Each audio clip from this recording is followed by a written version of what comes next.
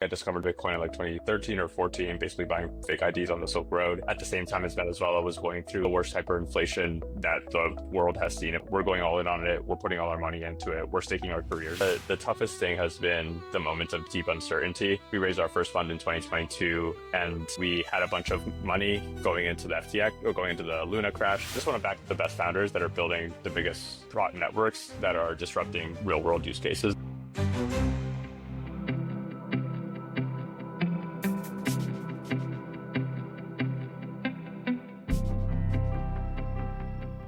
This season of the Inquisitive VC is proudly sponsored by Carta. Carta is transforming how private capital operates, connecting founders, investors, and LPs through purpose-built software and services. Trusted by over 65,000 companies in over 160 countries, Carta supports everything from equity management to fund administration, powering nearly $185 billion in assets across over 9,000 funds and SPVs. Whether you're building a company or managing a fund, Carta is the modern infrastructure private markets have been waiting for. If you'd like to find out more, check out their website in the show notes. Welcome to the first episode of Season 1 of the Inquisitive VC, where we explore the journeys of innovative entrepreneurs and investors in the world of venture capital and crypto. Today, I'm excited to have with us Sal Gala, founding partner of EV3, a venture fund focused on real-world crypto use cases and DePin investments. Sal's journey is a fascinating one, from his early days experimenting with Bitcoin to co-founding a venture fund that's making waves in the crypto investment landscape. In this episode, we will dive into Sal's unique perspective on the future of blockchain, his experiences in raising capital, and the philosophy behind escape velocity. So I wanted to, start with maybe just to level set a little bit of background on yourself in terms of your first role at a VC firm, and then we'll look into the next steps from there. Absolutely. So just for context, my name is Sal. I run a venture fund called EV3, and I'm one of the founding partners along with my co-founder Mahesh. I'm originally from Venezuela, but grew up in the States. And there was this point in time, I think I discovered got into Bitcoin in like 2013 or 14, basically buying fake IDs on the Silk Road. And in 2014, 15, 16, there was a point in time where Bitcoin had these incredible years of price performance at the same time as Venezuela was going through like some of the worst hyperinflation that the world has seen over the past few decades. Like they literally were cutting off, they cut off 5 zeros off the currency one year and 6 zeros the next year. So it was a 10 to the 13th power devaluation. And so I was 16 or 17 at the time, a very impressionable age, and just got fully around the idea of sovereign individuals and basically taking control away from nation states. And so for me, it was always very philosophical. Anyways, we ended up working in finance after school, when I worked for an investment firm called Ribbit Capital, after doing 2 years of banking. And Ribbit is this incredible firm where I had an awesome training experience, and that they're a global stage agnostic fintech and crypto investors. They were buying Bitcoin in their 2012 and 2013 funds. They did stuff like the Coinbase and Robinhood Series A, and had continued basically being at the center of the fintech ecosystem since the very beginning, and doubling and tripling, quadrupling down on it in a way that very few other people have. And yeah, after investing at Ribbit for a handful of years, Mahesh and I were both stayed very close friends. We used to work together at Goldman and were investing in things on the side. And we were both hyper captivated by this new category of businesses in crypto that very, very few people were paying attention to, which were trying to create some tangible real world value, which was decoupled from not serving explicitly blockchain use cases, not serving trading, not layer ones, not blockchain gaming, but serving some real utility in the world that you could charge fiat currency for, and try to tie those economics back into a network where the function of the network is to solve some real world coordination problem and allow the creation of user generated services on top of a global community of people in a permissionless way. The first instantiation of the clear evidence of this, and we were in the right place at the right time, was Filecoin and Helium in late 2020 to early 2022. There was a 2-year period where Filecoin went from zeros, 15 exabytes of data of storage capacity. Helium went from 10,000 to a million hotspots over 18 months. And so we got, just being lucky, frankly, had a front row seats to these ecosystems and saw that, holy shit, the incentive power to scale networks faster than has ever been done before is clearly here. And the question of whether you can monetize the capacity, the economics of it, sort of the regulations, there was a lot of risk for sure at that point in time.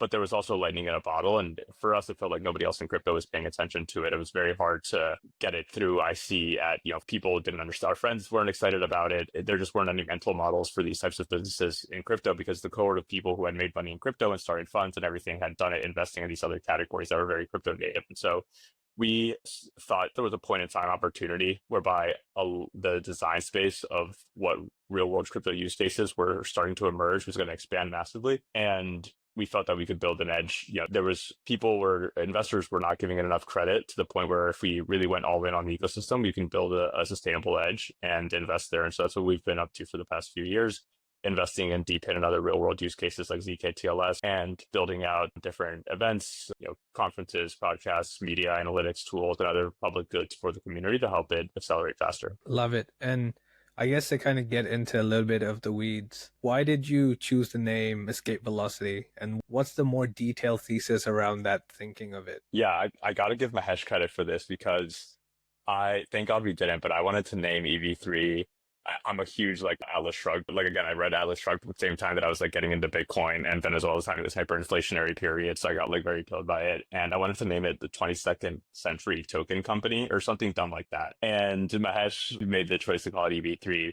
Basically, because that's what we see us providing to founders. It's we think that the job of a pre-seed investor is really to get these networks to escape velocity. One of the things we've learned from our investing careers is I think the venture ecosystem has been multi-stage firms that promise multiple layers of capital to founders in advance after the first round. I think this is one of the biggest mistakes that venture firms have done in the history of it. I think it's a terrible offering for both founders and venture firms on a long time frame. It's sort of a promise you can't really keep if you're a fiduciary to LPs. And I think it sends all sorts of negative signaling. So we view our job as from day zero when we're investing to the point where these networks have escape velocity and big ecosystems and communities around them. Our job is to accelerate that as quickly as possible. And that's the origin of the name Escape Velocity. Gotcha. I think you made an interesting point. I feel like you probably understand what you said quite deeply, being a venture investor and starting a fund, in terms of the difference of, a multi-level firm investing across stages. How do you think, founders think about that? Because I feel like not all of them really understand venture as deeply in terms of how it works. So do you find that it's still it's competitive, or some sort of education required for founders to understand, you don't necessarily need capital from these large firms just because they say that they can offer you, multiple kind of stages of capital? Yeah, I'd say that it just frankly is an empty promise that you're going to support a company for multiple rounds depending on what happens. And if the company's doing super well, of course they're going to want to invest, so no matter what. So I think the value add of hey, you have the capacity to double down over multiple rounds. Don't get me wrong, it definitely does. There are cases where it matters a lot. I know this because Ribbit invested in Robinhood 8 different times over the years, and it's been one of their biggest investments, and they've made money on all those times that they put in money. And you see examples like this in Web 2. But Robinhood is a business that you wanted to invest in at every single point in time, right? It's if the company's good enough, that capital will come in any case. And so I don't think it's something that founders should be choosing based off of. Makes sense. I wanted to ask you, in terms of the fundraising, when you started to fundraise, what would you say surprised you the most about raising your first fund? Surprised me the most? I'd say that I just feel convinced to this day. Mahesh doesn't believe me, but I ran the amount that LPs were investing in a 10-year fund, how correlated their yeses and nos were to whatever the liquid market did that week was insane. Virtually all of our checks came in, all of our commitments came in weeks where crypto had ripped plus 10%. And that was it. And crypto was down, I'm sorry, but we were just waiting until that week came. And I was there's no way people are committing 10 years of capital, and yet the weekly price really matters. And I ran the correlations every which way, and I'm still convinced to this day that actually maybe the case is we would have gotten those commitments eventually or whatever, but I think that was a very surprising fact to me, that just the market psychology is super intense even at every level. Yeah, I think I had a similar experience where when I first started raising my first fund, I always assumed people that deploy into venture capital funds are way more sophisticated than retail investors in terms of understanding the long-term nature of venture capital. But it really seemed they also felt the similar kind of level of FOMO that retail would feel based on just the current market sentiment. Yeah, pretty insane. And also on top of retail, they also have all sorts of principal agent problems depending on the type of LP. That's the game on the field that you got to play. Yeah. And so how did you craft that initial story for LPs and how did that evolve over that fundraising journey? Say like there was a story we thought we were crafting, which was about how high conviction we were on DePin, how big the space was going to be, how novel these businesses were, and how big they could become. In reality, I think like very, very few of our investors actually cared about that or really understood what we were saying at the time. There was two reasons to invest in EV3 Fund 1. I'll say that. Number one is you were a venture investor who needed deal flow. And they were getting a lot of deal flow from different areas, but it's very hard to invest a $400 million fund into two or three categories. It's even harder when you have seven other $400 million funds that are competing against you for those same categories. And so we went to the founders of a lot of the venture firms we had worked with and said, like, hey, you guys should $1 million of your personal money. We're going to go and effectively seed this sector called DePin, and we're going to come back to you in 18 to 24 months with 15 different companies that are all going to be growing in really big markets, and they're going to make great Series A and B targets for you. The second reason was frankly just opportunity costs, like of Mahesh and I's time. It was just like, hey, you guys are working at Apollo and Ribbit. Those seem like pretty good jobs, good investment firms. You could stay there. You guys are young. Like, why are you doing this? And the fact that we could tell them with full conviction, like, yeah, we love those jobs and those people are great and they're investing in our new fund, but this opportunity is so big that we're going all in on it. We're putting all our money into it. We're staking our careers into it. And we're going to go and do this for the next 40 or more years of our life, if God willing. People invested in us because we believed in what we were saying had extremely high return potential. And we were putting our money where our mouth is. Makes a lot of sense. Do you feel boxed in as like a specialist only looking at these certain areas? Or do you feel like it hasn't really mattered and you were actually able to explore other areas regardless of that initial thesis of just focusing on, DePin and real world use cases? Yeah, I think one of the nice things about being a smaller fund is that you don't need to get everything right, but you need to get a few things really, really right. And I'd say we are extremely low velocity in our pace of insights. Like we've been doing this for 3 years and we've basically had two real non-consensus insights. One is in 2022, we realized that you can scale hardware networks with crypto. And we went all in on that, and more than half of our first fund behind that thesis, and have backed a number of companies and helped scale that ecosystem. The second insight we had, which came in late 2023, was when we met Hirsch, the founder of Opacity, and he pitched us zkTLS. And we realized, okay, if you just learned that you can scale hardware networks with capital, with on-chain capital and labor and reputation, and now we're learning that you can scale software networks with reputation from other Web2 platforms. And to me, those are two equally sized, multi-trillion dollar ideas in terms of the economic value shifts that they'll enable. We found them at similar times when they were extremely non-consensus and nobody was talking about them within the investment community. And we were able to make really big bets early to help bootstrap both of those ecosystems. So I don't know, maybe we'll have a third insight in a year or two. Maybe we won't, but I certainly haven't felt boxed in by we've invested in wireless, energy, transportation networks, creator economy stuff, like a lot of different types of services that all fall under the umbrella of user-generated services that are coordinated by public blockchains. Yeah, great point. Was there any rejection on that fundraising journey that really stuck with you? Oh yeah, this one. There was another fund manager raising at the same time who I think had like 70,000 Twitter followers or something, and I had 5,000. I remember pitching this guy. We went around for a walk in Central Park in Manhattan, and then I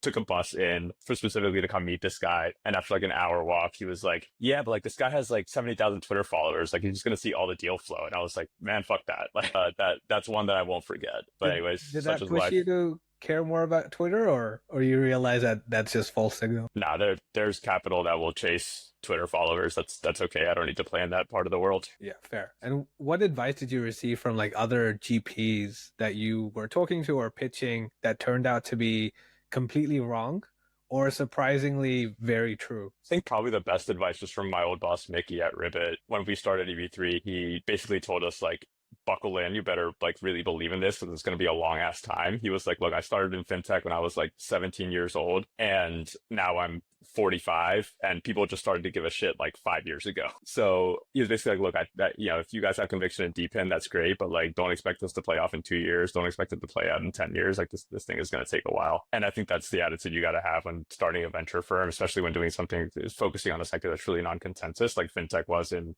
2011 when they started, and like DePin was in 2022 and we started. Understood. And I guess if you could maybe walk through the thinking of the more details on the fund. How did you think about the fund size, what size checks you're going to write, specifically what stage you're investing in, and that type of thing? Yeah, we're investing out of our second fund now and investing between 500K and $2 million checks, generally leading or co-leading pre-seed and seed rounds. Our first fund was a little different. Our first fund was a little bit less than half the size of our second fund. It was a $20 million fund. And so at that scale, you have the flexibility to be really opportunistic in a lot of different areas, which I think was good and bad. As a GP, you really have very little oversight, right? If you're not careful, burn a lot of cycles on doing things that are not actually valuable for an extreme amount of time.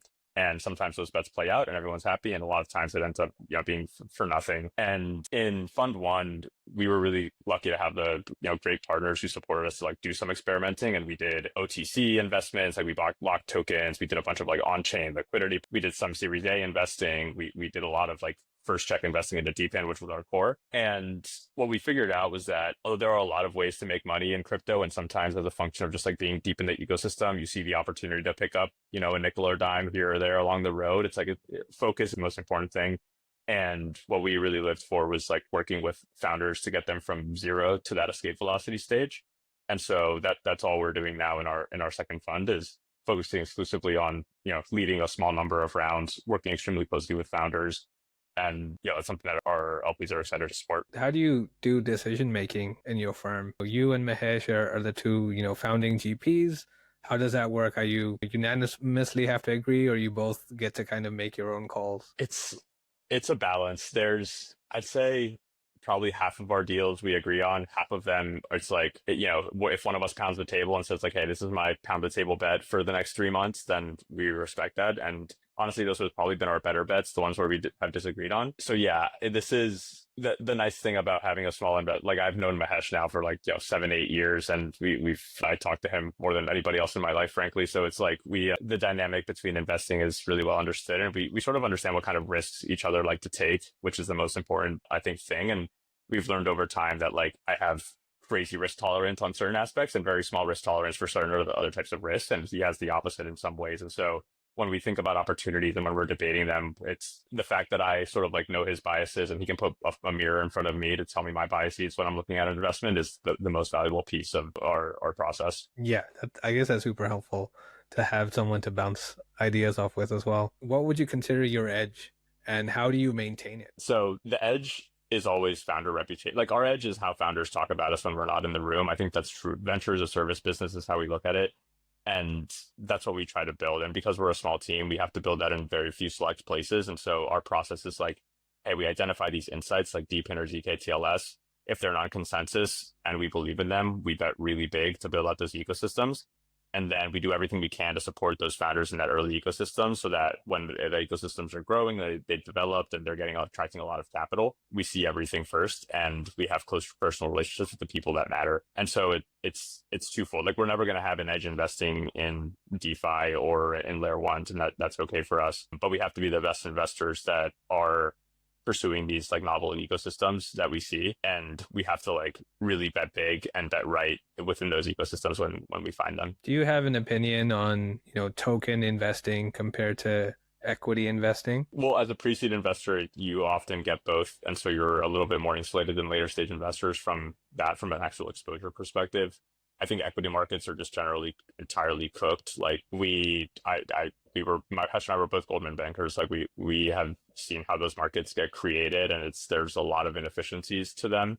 And you see that play out in the number of IPOs happening. You see the Web2 venture, it's something you put money in, but no one gets money out. Really, Web3 ventures place where you put money in and get money out if you're good. And so I think just structurally, all the vast majority of the Web2 venture ecosystem will eventually look once they need to deliver capital, realize that okay, the path to exits was actually through this crypto thing that I haven't paid attention to for the past 10 years, 5 for whatever years. And so we'll see a lot of that happening, especially as there's regulatory clarity. So we think networks can be bigger than equities if you're truly solving a coordination problem. We think that token market structure, for all of its shortcomings today and all the power that market makers and centralized exchanges have, still have the potential as more things move on chain to be fundamentally more efficient than what exists in Web 2. And to operate at a smaller scale. And that means that a lot of the actual liquidity back to LPs into the venture ecosystem is going to come from tokens. Yeah, great point. You mentioned you're still in the early days of the firm, 3 years in, but you've also said you're investing out of your second fund. Curious how do you think about, the fund one and fund two, the journey between the two in terms of capital raising? What is it that LPs look for like a fund two when they're making a decision, since it's so early to even see returns out of a fund one? I think a lot of it is consistency. If you went and did there's this double-edged sword when you're raising your first fund, which is like, one, you know what the fuck you're doing, and you could do anything theoretically, and like that even if you come from an investment firm that trained you before, there are certain things you're going to have to relearn. And so it's a fine balance between like fund one being able to experiment and find your groove and make some mistakes in a way that doesn't blow you up along the way. At the same time, like if you tell LPs that you're going to make money in one way and you make money in another way, like depending on how much money you make them, of course, but like it probably like you're going to get more questions about what you're doing for fund two. And so this fund one was people were betting on on the opportunity cost of me and Mahesh, and we were pitching a story. Now for fund two, people are evaluating like, okay, did you do what you were going to say in fund one? And like, do you have a coherent strategy that you're executing on? But it really is about consistency. If again, like fund one to fund two, like you got to figure out what your product is. Like what product are you offering to LPs? And for fund one, you don't need to because people are backing you as a founder. By the time you get to fund two, if you have returned capital and you're several years into like your fund life, I think that's different. If you're like raising funds back to back, where really it's just like the paper marks look good, but you haven't returned DPI yet.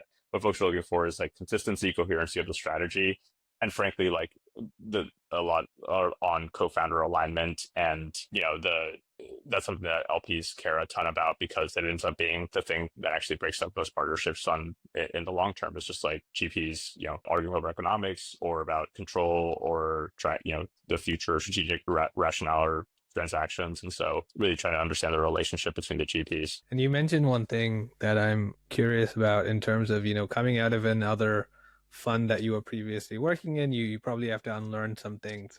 What do you think you had to really unlearn to become an investor at Escape Velocity? The biggest thing is just the level of uncertainty of what you deal with at pre-seed.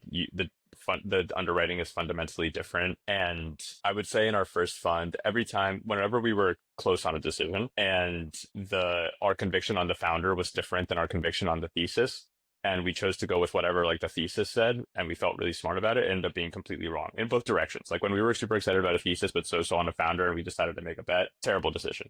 When we were like really gung ho on a founder, but we were like, oh, this, it's a small market, I don't know about like the customers, XYZ thing. Also a terrible decision, like both the type 1 and type 2. At pre-seed, I think those decisions are just entirely founder based. Like we've made investments where we wire the money and then a week later, like the company pivots. And so like it just like really both empirically in terms of the quality of decisions we made in fund one, and also generally like now that I've studied more early stage investors and how they operate, I think that making a decision based pattern matching to like the ideas and thesis and the market is really just a way for you to test conviction on yourself as to whether you can find a ton of reasons to say no, but you're like, fuck it, I have to back this founder anyways. Yeah, great point. And what does success look for you in terms of the next 5 to 10 years for you and Escape Velocity? What are you working towards? I just want to back the best founders that are building the biggest product networks that are disrupting real world use cases and building user generated services. I think crypto moves so fast that it's a fool's errand to go and project out 5 years forward what the best businesses or best companies are going to look like. We started originally, it was like an investment DAO type of thing, and we were going to be anonymous founders. This was in like Q4 2021. And then it was like a ecosystem fund for DePin projects where we were originally, or for like DePin ecosystems like Helium. And then we were pitching a DY fund for a while, and then people were like, what the fuck is DY? Or like, it's too small. Then we were pitching a DePin fund, and people were like, well, there's nothing in DePin. Like, how can you invest in an area when there's like 20 companies in the space? And then we were just basically pitching our opportunity cost of like, hey, we really believe in the space. I guess what I'm trying to say is like, even though from the outside things look like really neat, in reality, it's just showing up and building every day, but keeping your North Star is really true. And for us, that's supporting and backing founders. Really cool. I guess I was curious in terms of what would you say is like the most unexpected difficult thing about starting a venture fund? It's a good question. The sheer amount of uncertainty, I think, is hard for many certain types of people to deal with. Both from a like GP and business perspective, like I mentioned, like venture funds become as a business sustainable, like once you stack several funds or you have some returns and pay, like one fund is not a business. And so I'd say for the first like 2 years, you're still like in default dead mode realistically, right? Or really until you return capital, you're in default dead mode, and it's on you to go improve it. So the toughest thing has been the moments of deep uncertainty. I'd say like we raised our first fund in 2022, and yeah, we had a bunch of money going into the FTX or going into the Luna crash. Luna crashed when we lost like more than half of it, and we were at like I don't know, we had like $3 or $4 million in commitments after that, and then we raised for 6 more months, and we thought we had 20 million, and then FTX crashed, and we were back down to like 12, and then you work your way up again. So like the raising the first fund is just a fucking dog of a process, and I don't think there's any way around it. The tough for me, I think the other tough thing, which I didn't expect, is just like, you know, you become friends, get really close to I'd say like conflicts and relationships between with you and your founders is something that now I realize being in a GP seat is a very, very personal one. And the type of commitments that you make to founders is like, hey, if you call me when I'm out with my girlfriend at 9 p.m. on a Friday, like I'm going to choose you over her.